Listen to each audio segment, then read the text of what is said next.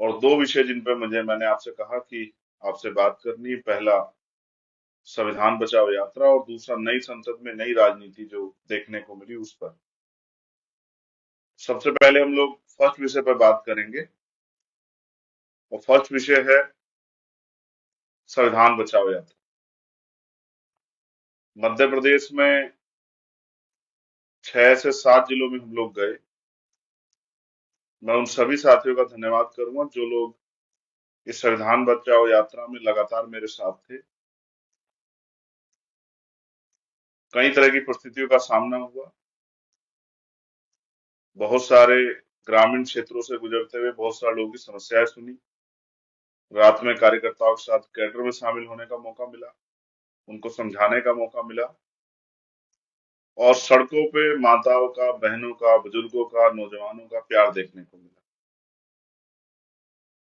ये एक अलग तरह का एक्सपीरियंस, और मेरे लिए इसलिए भी बहुत महत्वपूर्ण था कि जब एक तरफ मेरी जान लेने के लिए कुछ लोग जो हैं प्रयास कर रहे हूं, वहीं भीम आर्मी आजाद समाज पार्टी के युवा साथियों द्वारा, भाइयों द्वारा एक सुरक्षा चक्र बना के जिस तरह से यात्रा को, पहले चरण को पूरा कराएगा, ये बड़ा ऐतिहासिक था। उनका प्यार, उनका त्याग, उनकी ईमानदारी, उनका संघर्ष देखने लायक था। खूब आनंद आया। मध्य प्रदेश के साथियों का, एक एक साथियों का धन्यवाद। जो जिले यात्रा प्रभारी बनाएंगे तो उनका धन्यवाद। जिन लोगों ने जिस तरह से भी तन मन धन से जो सहयोग किया, खाना खिलाया, लेटने की जगह दी, उन सबका धन्यवाद। एक बहुत अच्छा एक्सपीरियंस था। कई नई बातें कि आज भी 200-250 रुपए की दिहाड़ी, यानी कि माने दे वेतन पर जो है लोग रोजाना काम करते हैं पेट पालने के लिए। कई इस तरह की बातें कि आज भी असमानता, जातिवाद मध्य प्रदेश में बड़े पैमाने पे है, सामंतवाद बड़े पैमाने पे है। आज भी कई जगह पे घोड़ी निकालने पे, स्वाभिमान सम्मान का जीवन जीने पे तमाम तरह की परेशानियों का सामना करना पड़ता है। ये भी एक नए तरह का एक्सपीरियंस था। और क्योंकि यात्रा मंदसौर जाते हुए राजस्थान के भीलवाड़ा डिस्ट्रिक्ट के आसपास, भीलवाड़ा के आसपास डग विधानसभा, उसके साथ वाली विधानसभा से भी निकली, तो पूरे पूरे गांव के लोग काम छोड़ के सड़कों पे थे। माताएं, बहनें, प्यारी प्यारी बच्चियां, जिनको बहुत सारी उम्मीद, आशाएं भीम आर्मी आजाद समाज पार्टी से। और ये तब था कि जब बहुत बड़ा कोई प्रचार तंत्र नहीं था। कोई गांव ऐसा नहीं था जिसके बाहर लोग ना खड़े हों। 2-2 किलोमीटर अंदर गांव से सड़क पे आके खड़े होना और घंटों इंतजार करना। ये जो काम करने की उम्मीद हम लोग लेके चले हैं, उसको एक बहुत बल देता है और हमारे आत्मविश्वास को मजबूत करता है। संविधान बचाओ यात्रा के सहयोगी साथी जिनके विचारों से संविधान बचाओ यात्रा आगे बढ़ी, उनका भी धन्यवाद। Specially Azad Samaj party Bhim army committee का धन्यवाद।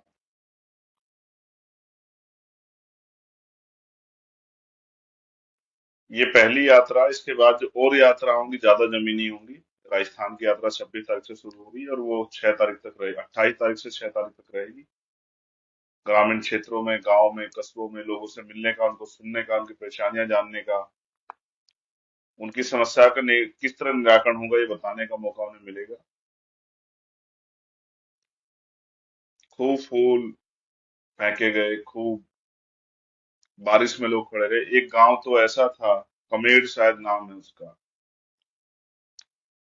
कि बहुत तेज बारिश में नौजवान साथी, बुजुर्ग और युवा तो खड़े ही थे, बच्चे तो खड़े थे, लेकिन माँ बहनें जो हैं वो इतनी तेज बारिश में ट्रैक्टर ट्रॉली पे बड़ी संख्या में खड़ी थी। और फिर अपने आप का मन नहीं हो पाया कि अंदर बैठा रहा, फिर उनके पास जाना पड़ा। उन्होंने वहां वो, आज मुझे, हमारे यहाँ कम है लेकिन उधर पगड़ी बांधने का एक बहुत बड़ा वो है, सम्मान के तौर पे साफा वो पगड़ी के रूप में बांधते हैं। मैं भी सीख गया हूँ काफी हद तक बांधना। बहुत अच्छी तरह से नहीं सीखा, लेकिन सीख गया हूँ।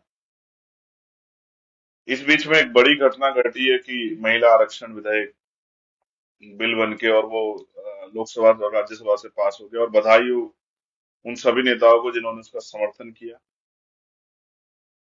हाँ, दबी आवाज में जरूर कहा कि इसमें एससी, एसटी, ओबीसी और मुस्लिम समाज की महिला, अल्पसंख्यक समाज की महिलाएं भी होती तो बहुत अच्छा रहता, लेकिन हमारा समर्थन। इस बात पे मैं जल्द लाइव के आके अपनी बात रखूंगा कि मैं इससे कितना सहमत हूँ।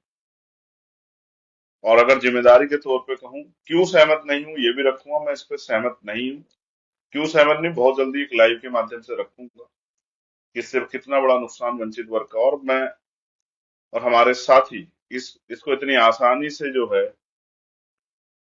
इस षड्यंत्र को कामयाब नहीं होने देंगे। इसके विरुद्ध हमारा जो आंदोलन, मैंने बहुत सारे नेताओं को सुना उस समय के, जब पिछली बार ये बिल आया था, और जिस तरह से उन्होंने विरोध दर्ज कराया था वो ऐतिहासिक था। आज के नेताओं में इतनी कुव्वत नहीं है कि वो इस पे सवाल खड़ा कर पाते, लेकिन मैं आपको विश्वास से कहता हूँ कि बहुत जल्द जो है हम लोग इसको लेकर रणनीति बना के और अपना विरोध जो है वो बड़े पैमाने पे दर्ज कराएंगे। उसके साथ साथ बीएड के बच्चों का एक इशू हुआ। मैं बीएड के विद्यार्थियों के आज भी साथ हूं, और उनकी लड़ाई को बहुत जल्द उनकी लीडरशिप, जो लोग काम कर रहे हैं, उनके डाटा इकट्ठा करके उनसे बात करके एक बड़े प्रोटेस्ट को हम लोग करेंगे। जो बीटीसी के साथी हैं मेरे, उनसे कोई नाराजगी नहीं है, उनको भी उनका अधिकार मिलना चाहिए। लेकिन जिन बच्चों ने बीएड कर लिया है सरकार के राजपत्र के अनुसार, उनको उनके जीवन के बारे में भी हमें सोचना चाहिए। उनको भी उनके अवसर मिले, इस बारे में सोचना चाहिए। जिम्मेदारी सरकार के वजह से आपसे मतभेद हुए हैं दोनों बीएड और बीटीसी के लोगों में, लेकिन मैं समझता हूँ सरकार को इस पर जल्द फैसला करना चाहिए। तो बीएड के साथियों को मैं कहूंगा कि वो निराश ना हो, घबराए ना। न्यायोचित कार्रवाई के लिए हम सरकार के लोगों से इस पे जो है जिस तरह का भी आंदोलन संरक्षण आपको देना पड़ा और जिस तरह से भी आवाज उठानी पड़ी, उसको हम लोग करेंगे। जिन लोगों को बीटीसी से अवसर मिला उनके लिए भी मंगल कामनाएं। वो इस बात से वो ना हो कि भाई हमारी शक्ति बहुत अधिक है और हम लोग प्रोटेस्ट करेंगे तो उनका हक छीनेगा। उनका हक नहीं छीनेगा, उनका हक भी उनको मिलेगा। लेकिन बीएड के 1.5 करोड़ से ज्यादा अभ्यर्थियों के बारे में भी हमें सोचना पड़ेगा। हम प्रयास करेंगे आपका हक छीने बगैर उनको उनका हक मिले। दूसरा विषय जो एक सांसद जी ने एक दूसरे माननीय सांसद को जिस तरह की भाषा का प्रयोग किया सदन में, और जिस तरह से बहुत पहले से हम देख रहे हैं किस तरह से जो है माननीय स्पीकर महोदय, जो है अध्यक्ष महोदय, लोकसभा के जो अध्यक्ष हैं, वो कार्रवाई करते हैं, लेकिन इस बार वो कार्रवाई के नाम पे सिर्फ डांट के जिन्होंने उन्होंने छोड़ दिया। मैं इस घटना की जितनी निंदा करूं, और निंदा तो बहुत दिनों से करता है, निंदा से भी बुरा, इस पर जितनी सख्त कार्रवाई होनी चाहिए वो नहीं हुई। क्योंकि मैं इस बात को जानता हूं कि जो चीजें लोकसभा में कही जाती है उन पर लोकसभा के बाहर उस तरह कार्रवाई के लिए बाध्यता नहीं है। लेकिन मैं लोकसभा स्पीकर जी से, अध्यक्ष जी से भी उम्मीद करूंगा कि वो उन पर सख्त से सख्त कार्रवाई करेंगे, और ऐसी कार्रवाई की दोबारा कोई भी व्यक्ति किसी धर्म के व्यक्ति के प्रति, किसी जाति के व्यक्ति के प्रति ऐसी टिप्पणी करने, और किसी भी मान्य सांसद के विरुद्ध ऐसी टिप्पणी करने से पहले, किसी समाज के खिलाफ एक भावना लेकर टिप्पणी करने से पहले 1000 बार सोचे। ऐसी सख्त कार्रवाई ऐसे सांसदों पे होनी चाहिए। मैंने माननीय सांसद को पहले भी सुना और उनके कर्तव्य, उसको उनकी वाणियों को समझ आया कि सरकार उनको अपने मोहरे के रूप में यूज करती है, क्योंकि वो पिछड़े वर्ग से आते हैं, तो उनके जरिए जो है अपनी बात को कहलवाना आसान है। जो सरकार की नीयत है भारतीय जनता पार्टी को, जो नेचर है,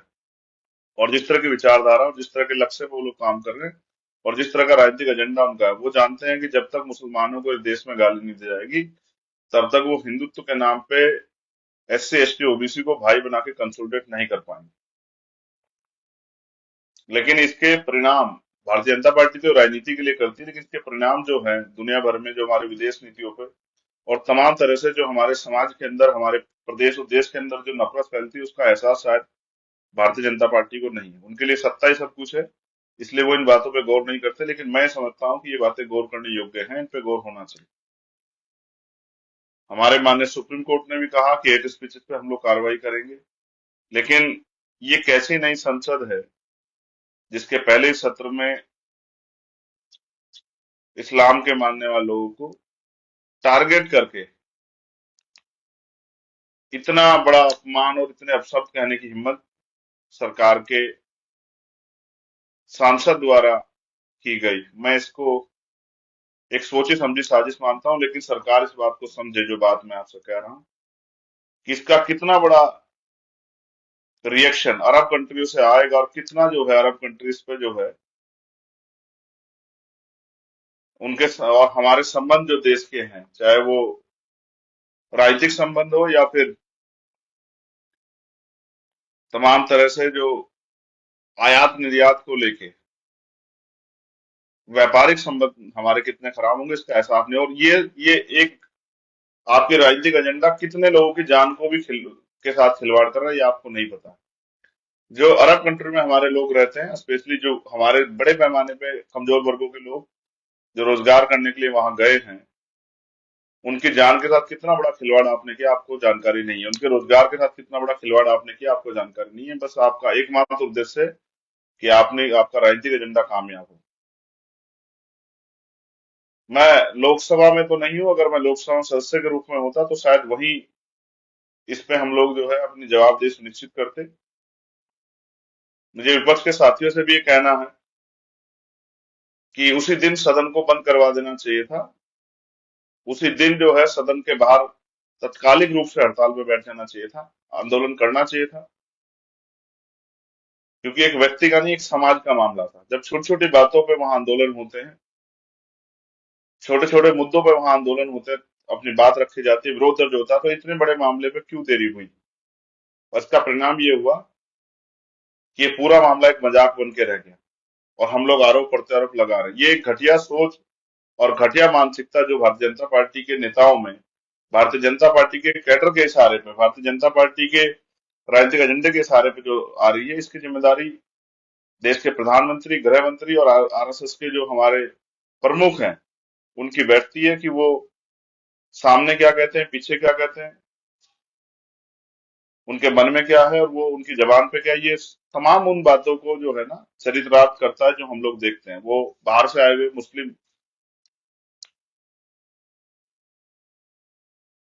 जो अभी G20 में भी है, उनका किस तरह से उन्होंने सम्मान किया। वो जब दुनिया में जाते हैं अरब कंट्री, किस तरह वो लोग उनका सम्मान करते हैं और भारत के मुसलमानों के प्रति किस तरह की नफरत का माहौल जो है भारतीय जनता पार्टी के नेता बना है। ये जितना भी जो है इस पे खेद प्रकट किया जाए, इस पे सवाल किया जाए, उतना कम है।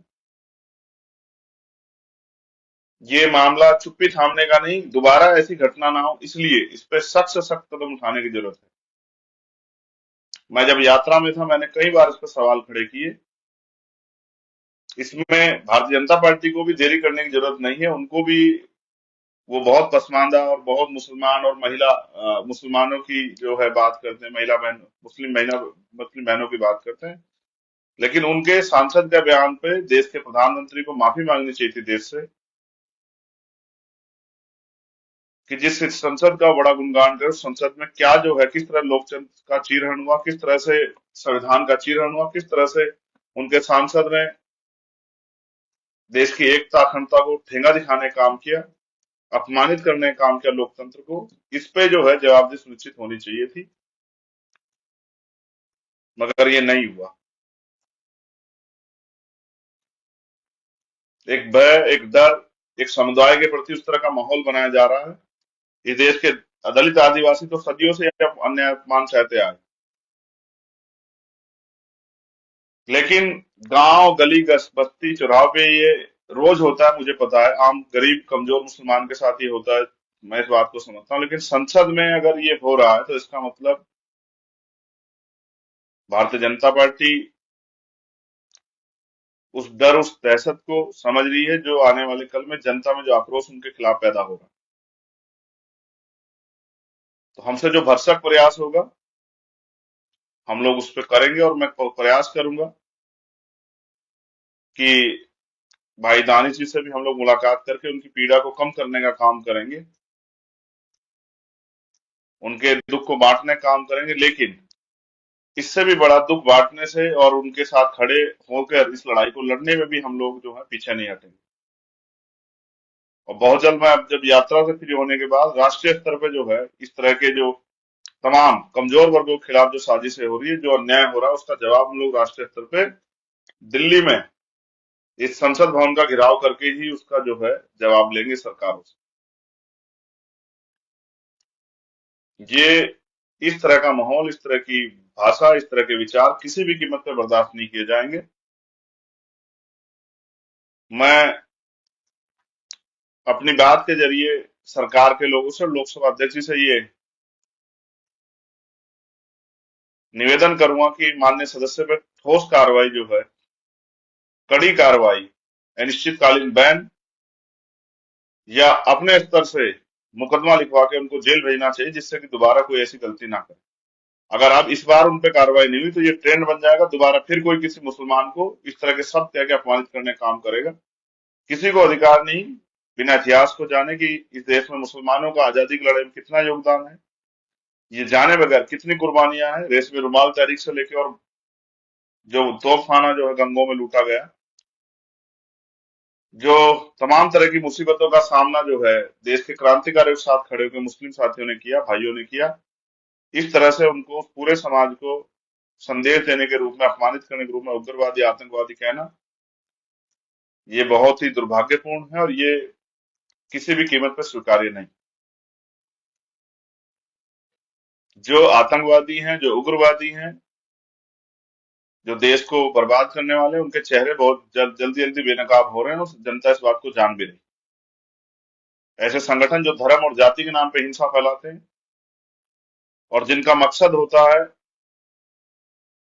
कमजोर को कुचलना, ऐसे संगठन भी जो हैं वो भी आप लोगों के सामने आ रहे हैं और उन पे कार्रवाइयां भी हो रही। लेकिन मैं अपने साथियों से कहूंगा, राजस्थान के हमारे साथी, वो क्योंकि बहुत सारी जगह यात्रा नहीं जा रही, तो जहां जहां पहले फेज की यात्रा जाएगी वो लोग अपनी तैयारियां कर लें और समाज इस बात के लिए तैयार है। इस तरह की बहुत सारी घटनाएं करा के, इस तरह के शब्दों का यूज करके और क्या रणनीतिक रूप से कुछ तरह करके देश और प्रदेश के माहौल खराब करने का प्रयास किया जाएगा। हम लोगों को मिलकर इस लड़ाई का सामना करना है। इस अन्याय के खिलाफ इस लड़ाई में मैं अपने भाइयों के साथ खड़ा हूं। किसी भी तरह से दमन का जवाब जो है हम लोग संवैधानिक तरीके से देंगे कि दोबारा कोई ऐसा ना करे।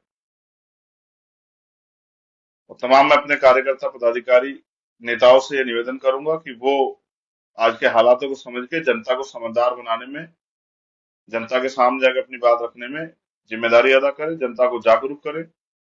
और संविधान तब बचेगा जब संविधान विरोधी भारतीय जनता पार्टी की सरकार केंद्र और स्टेटों से